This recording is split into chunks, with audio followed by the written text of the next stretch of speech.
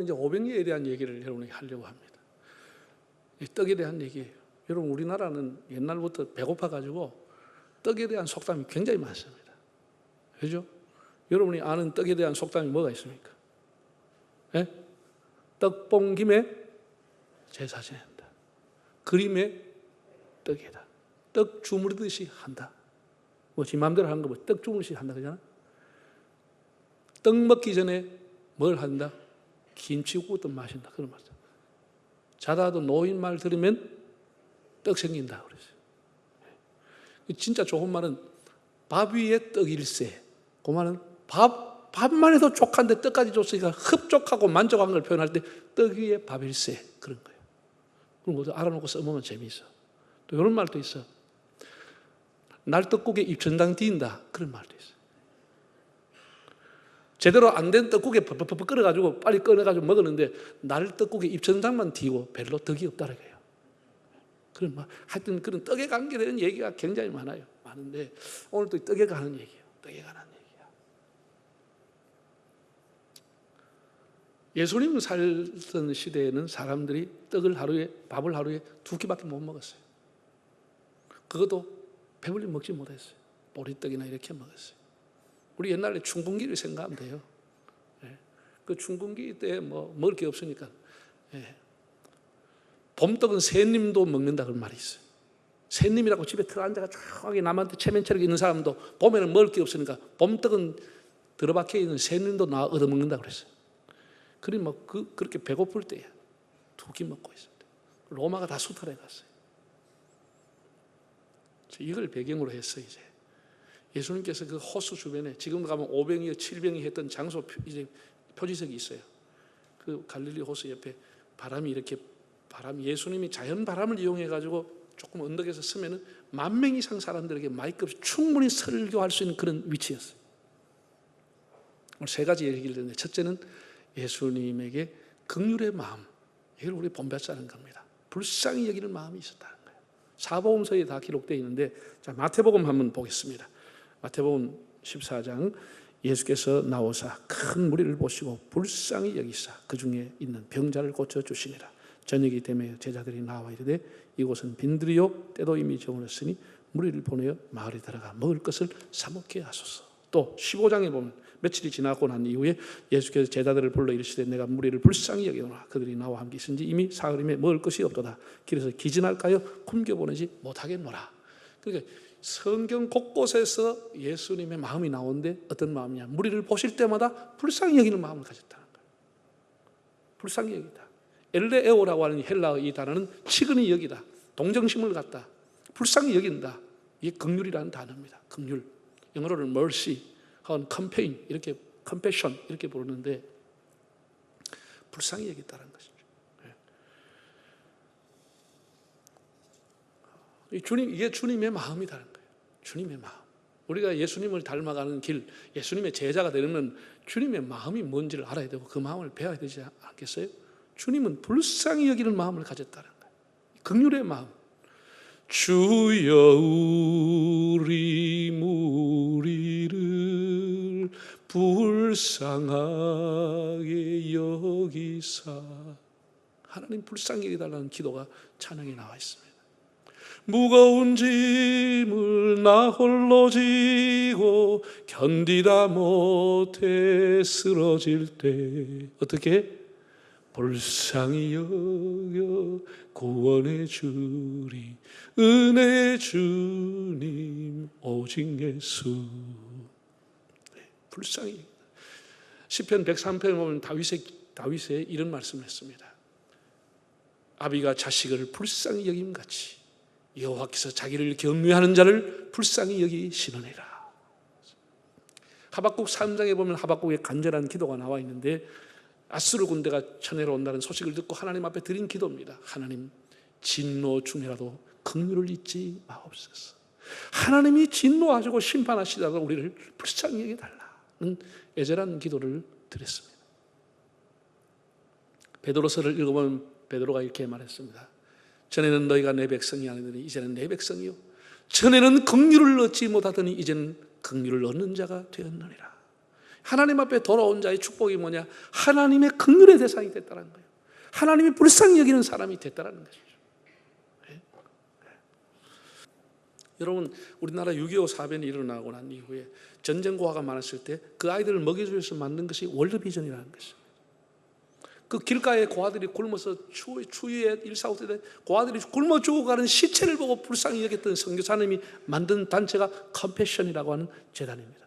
자비의 재단, 동정 혹은 긍휼의 재단이라는 것을 만들어 지금까지 사역을 하고 있습니다. 그 외에 뭐 유니셰프라든지 뭐 네이버후즈라든지 이런 뭐 다 기독교 정신에서 나온 것입니다.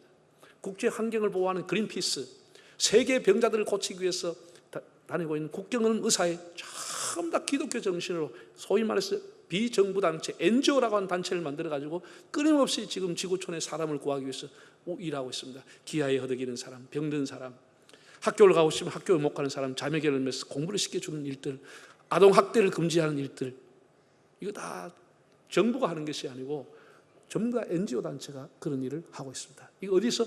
예수님이 불쌍히 여기는 마음에서부터 나오는 거예요. 이게 긍휼사역이라 이렇게 부르는 겁니다. 긍휼사역. 여러분들이 이제 우리 예수 믿으면서 우리가 생활에 실천할 수 있는 것이 바로 이런 겁니다. 많은 것은 뭐 하더라도 여러분 자녀들에게 불러가지고 가르치십시오. 네가 어릴 때부터 남을 돕고 남이 아파하는 것에 공감하는 그런 마음이 필요하다. 네가 원하는 단체를 이렇게 클릭해서 찾아보고 네가 월드비전 하든지 유니셰프를 가든지 아니면 무슨 단체를 후원하든지 한 달에 5,000원도 좋고 10,000원도 좋고 네 용돈 아껴가지고 꼭 이렇게 남에게 도와주는 마음을 늘 가지고 살아라. 이렇게 해서 그 구자로 보내고 하면은 그게 10년 가고 20년 가면 자기 인생을 돌아보면 정말 보람 있고 가치 있는 일 중에 하나가 그런 것이에요. 큰 돈 안 들이면서 가장 보람을 느끼는 거예요. 우리가 헛발리 쓰는 돈이 얼마나 많아요. 네? 우리 담배 먹는 사람 없지만 쓸데없이 담배 피우고 한 달에도 돈 몇만 원 쓰는데 그럼 5,000원, 10,000원이라도 그런 거 도와주면 얼마나 좋겠어요. 얼마나 좋겠어요. 그런 것을 하는, 그런 작은 것을 실천하는 것이 네 사랑이고 주님의 마음이라는 것이에요. 우리가 마음만 먹으면 할 수 있는 것이 그런 것은. 마음만 누구나 다 할 수 있는 것은.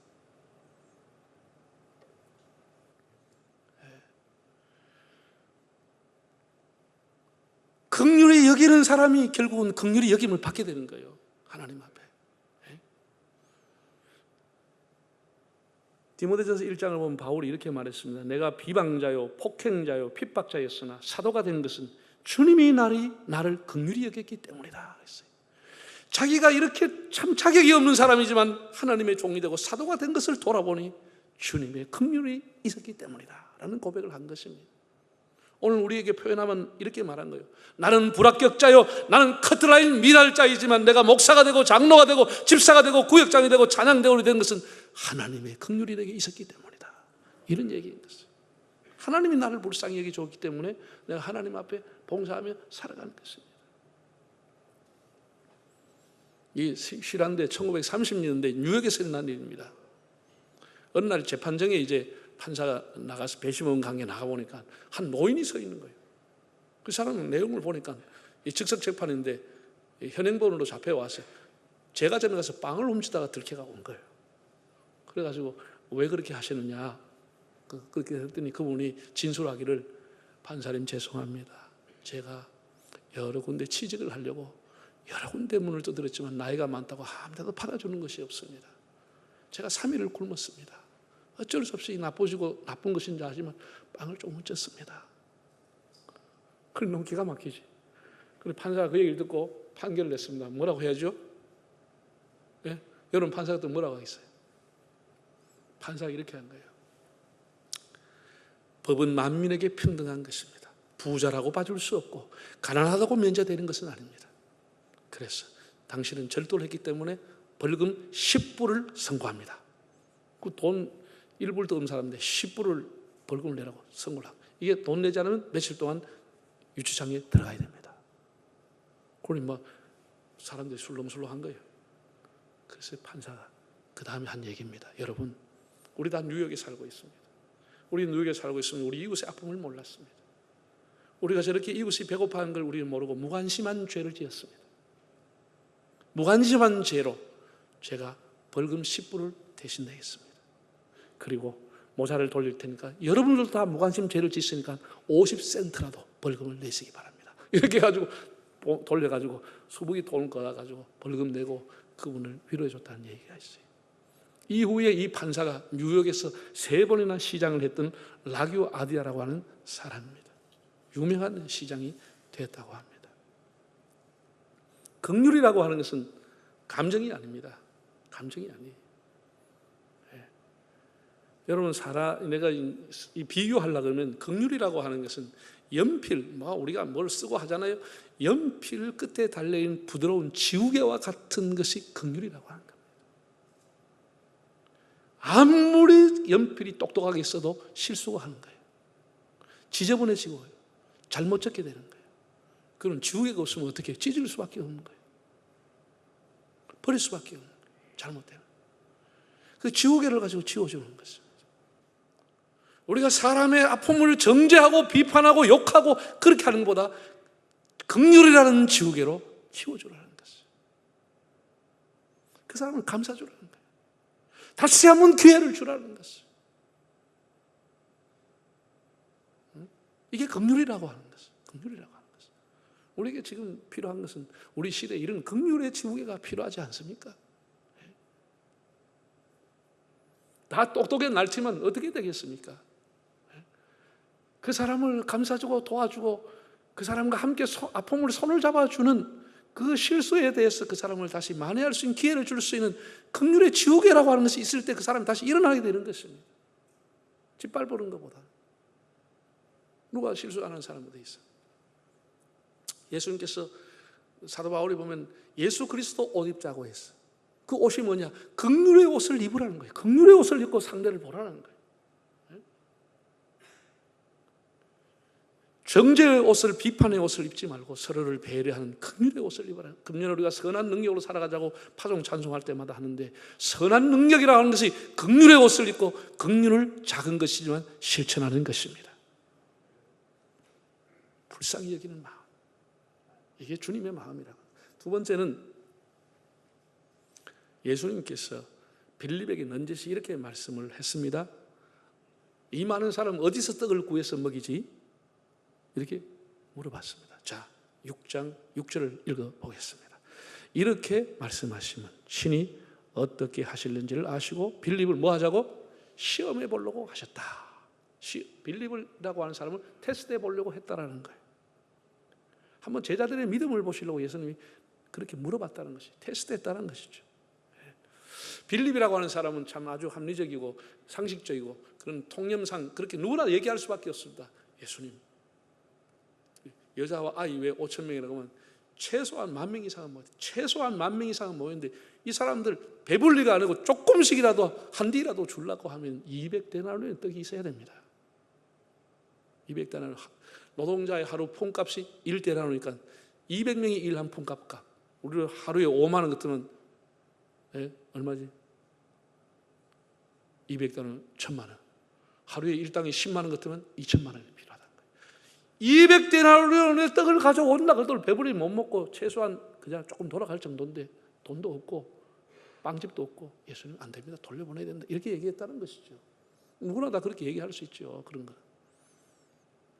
이게 이제 빌립의 아쉬운 점입니다. 아쉬운 점입니다. 우리가 교회에 나와서 신앙생활하고 성경을 배우고 하는 이유가 뭐냐? 하나님과 나는 다르다고 하는 것을 배우기 위함인 것입니다. 하나님의 수준과 내 수준, 하나님의 능력과 내 능력이 같으면 뭐 달라고 우리가 기도해요? 뭐 달라고 교회 굳이 나와요? 신앙의 가장 기초가 뭐냐? 하나님과 나는 다르다고 하는 것을 배우는 것이에요. 이거 깨닫는 또 오랜 세월이 가야 돼. 깨지고 터지고 쪼개지고 병원 가고 수술 받고 잡아째고 막 망했다 흥했다 이렇게 몇 번 디베져야 겨우 깨달아지는 게 하나님하고 내하고 좀 다르구나. 이거 느껴진다니까. 근데 그것도 안 느끼고 빨리 깨달으면 그 사람은 복받은 사람이야. 복받은 사람. 따라합시다. 하나님하고 내하고는 클래스가 다르다. 하나님하고 내하고는 레벨이 완전히 다르다. 그런 게 여러분 믿어져요? 예? 여러분 물어봅시다. 내가 뭐 하면 하나님 뭐 하는 겁니까? 내가 안 되면 하나님 불가한 겁니까? 그럼 못 올라가 하나님 앞에 기도해요. 자기 믿고 살면 되지. 자기 통장 믿고 자기 주머니 믿고 살면 돼요. 그런 사람은. 빌립의 가장 약점이 뭐였느냐? 현대교회의 약점이 뭐냐? 예수님이 곁에 있지만 예수님을 무시하고 자기 머리로 살아가는 것이에요. 예수님하고 아무 상관없이 예수 믿는다 하면 살아가는 거예요. 이게 우리 가장 약점이라.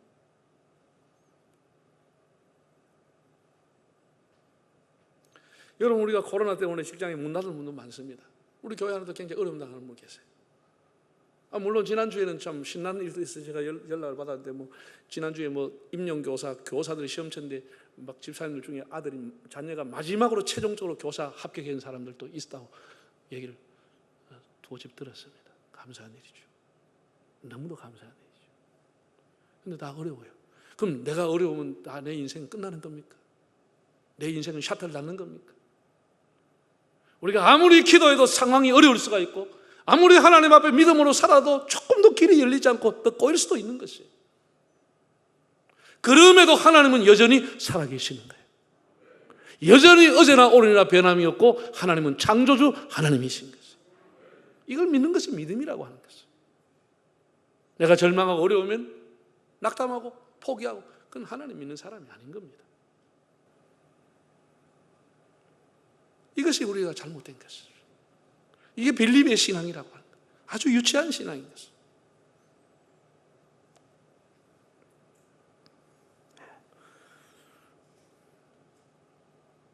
우리가 원치 않은 상황이 일어난다 할지라도 하나님은 여전히 하나님이시다 라고 하는 믿음, 하나님이 임마누엘로 여전히 나와 함께 하신다는 이 믿음이 있을 때에 우리는 어려움을 극복할 수가 있는 것입니다. 세 번째 이야기입니다. 육신의 떡과 생명의 떡에 대해서 말씀을 드리겠습니다. 예수님께서 오병이어의 사건이 일어나고 난 이후에 그 다음날 군중이 더 많이 모였습니다. 그럴만 하지요. 여러분, 이거 듣도 보도 못한 일이 눈앞에서 일어난 겁니다. 30달년 된 병자가 일나보지요. 문둥병자가 일나보지요. 마구 요만한 도시락 가져와서 그 수많은 사람, 그것도 냄새 맡은 게 아니고 다 배불리 먹고 역두강존이 남았죠. 이걸 본 사람이 밤에 잠이 오겠습니까? 안 오겠습니까? 잠이 안 오겠죠. 잠이 안 오죠. 설레어서. 그래서 막 치는 척 다 막 휴대폰 해가지고 내일 가자 이래가지고 다 그 다음날 인상태가 더 나쁜 거예요. 더 많은 사람이 모여온 거예요. 예수님께서 그들을 보고 하신 말씀입니다. 자, 6장 26절, 27절, 35절 한번 읽어보겠습니다. 예수께서 대답하여 이르시되 내가 진실로 진실로 너에게 이르노니 너희가 나를 찾는 것은 표적을 본 까닭이 아니요 떡을 먹고 배부른 까닭이로다. 썩을 양식 위하여 일하지 말고 영생하도록 있는 양식을 위하여 하라. 이 양식을 인자가 너에게 주리니 인자는 아버지 하나님께서 인치신 자니라. 또 35절 예수께서 이르시되 나는 생명의 떡이니 내게 오는 자는 결코 줄이지 아니할 터이요 나를 믿는 자는 영원히 목마르지 아니하리라. 유대인들은 들떠 있었습니다. 오늘 또 무슨 신기한 일을 할까? 야, 오늘 무슨 일이 벌어질까? 잔뜩 기대하고 예수님 보는데 예수님이 이렇게 말했습니다. 너희가 오늘 나를 따라온 것은 떡을 먹고 배부른 까닭이다. 참 핵심을 찔린 것이죠. 양심을 찔린 것이죠. 너희가 이렇게 모여서 사방에서 모여온 것은 오늘 떡을 줄까 싶어서 왔다. 그러나 내가 바로 생명의 떡이다. 나를 먹는 사람 살게 된다. 내 살을 먹고 내 피를 마시는 사람이 영원히 살게 되는 나는 살아있는 떡, 생명의 떡, 신령한 떡이다. 예수님이 이렇게 말씀한 거예요. 얼마나 중요한 말씀인데 사람들이 이해를 했겠습니까? 그 당시에 이해를 했겠습니까? 자, 중요한 얘기니까 한번 읽어보겠습니다. 48절부터 56절까지. 자, 읽어봅시다. 내가 곧 생명의 떡이니라. 너희 조상들은 광야에서 만나를 먹었어도 죽었거니와 이는 하늘에서 내려온 떡이니 사람으로 하여금 먹고 죽지 아니하게 하는 것이니라. 난 하늘에서 내려온 살아있는 떡이니 사람이 이 떡을 먹으면 영생하리라. 내가 줄 떡은 곧 세상의 생명을 위한 내 살이니라 하시니라. 그러므로 유대인들이 서로 다투어 이르되 이 사람이 어찌 능히 자기 살을 우리에게 주어 먹게 하겠느냐.